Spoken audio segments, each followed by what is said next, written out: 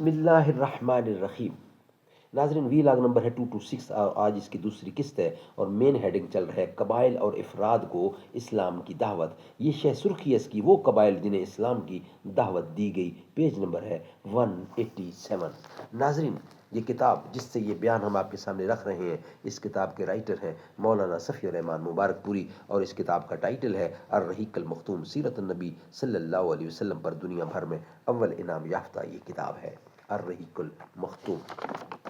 رابطہ عالم اسلامی مکہ مکرمہ کے زیر اہتمام منعقدہ سیرت نگاری کے عالمی مقابلے میں اول آنے والی عربی کتاب کا اردو ترجمہ الرحیق المختوم۔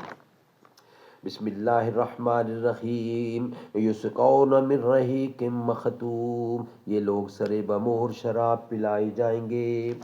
بسم اللہ الرحمن الرحیم، اور اگر اس کی فرما برداری کرو گے تو راہ پاؤ گے۔ وَإِن تُطِيعُوهُ تَهْتَدُوا۔ نحمدہ ونصلی علی رسولہ الکریم۔ بسم اللہ الرحمن الرحیم۔ زندگی کی آگ کا انجام خاص تر نہیں، ٹوٹنا جس کا مقدر ہو یہ وہ گوہر نہیں۔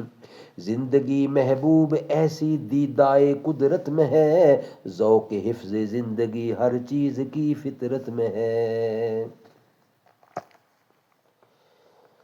مین ہیڈنگ ہے قبائل اور افراد کو اسلام کی دعوت، اور اس کا سب ہیڈنگ ہے وہ قبائل جنہیں اسلام کی دعوت دی گئی۔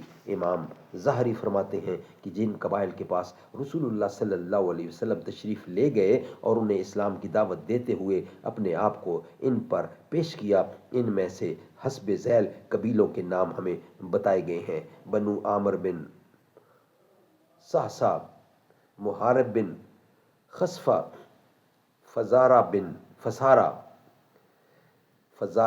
غسان، مرہ، حنیفہ، سلیم، ابس، بنو نصر، بنو البکا، کلب، حارث بن کعب، ازرا، ہزارمہ، لیکن ان میں سے کسی نے بھی اسلام قبول نہیں کیا۔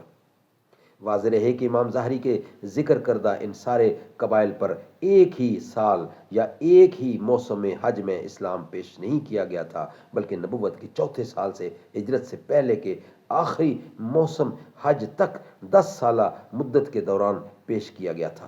ابن اسحاق نے بعض قبائل پر اسلام کی پیشی اور ان کے جواب کی کیفیت کا بھی ذکر کیا ہے، ذیل میں مختصر ان کا بیان نقل کیا جا رہا ہے۔ نمبر 1، بنو قلب۔ نبی اکرم صلی اللہ علیہ وسلم اس قبیلے کی ایک شاخ بنو عبداللہ کے پاس تشریف لے گئے،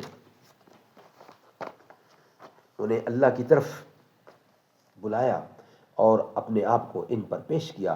باتوں باتوں میں یہ بھی فرمایا کہ اے ابو عبداللہ، باتوں باتوں میں یہ بھی فرمایا کہ اے بنو عبداللہ، اللہ نے تمہارے جد اعلیٰ کا نام بہت اچھا رکھا تھا، لیکن اس قبیلے نے آپ کی دعوت قبول نہ کی۔ نمبر 2، بنو حنیفہ۔ آپ صلی اللہ علیہ وسلم ان کے ڈیرے پر تشریف لے گئے، انہیں اللہ کی طرف بلایا اور اپنے آپ کو ان پر پیش کیا، لیکن ان جیسا برا جواب اہل عرب میں سے کسی نے بھی نہ دیا۔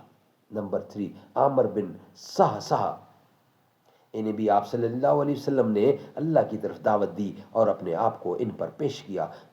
جواب میں ان کے ایک آدمی بحیرہ بن فراس نے کہا، خدا کی قسم اگر میں قریش کے اس جوان کو لے لوں تو اس کے نزدیک پورے عرب کو کھا جاؤں گا۔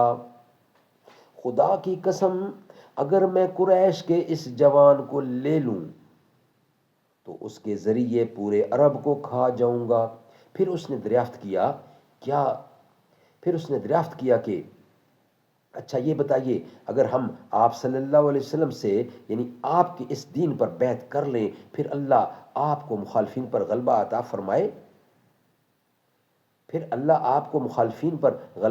فرمائے تو کیا آپ کے بعد زمام کار ہمارے ہاتھ میں ہوگی؟ یہ سوال کیا انہوں نے۔ حضور اکرم نے فرمایا، زمام کار تو اللہ کے ہاتھ میں ہے، وہ جہاں چاہے گا رکھے گا۔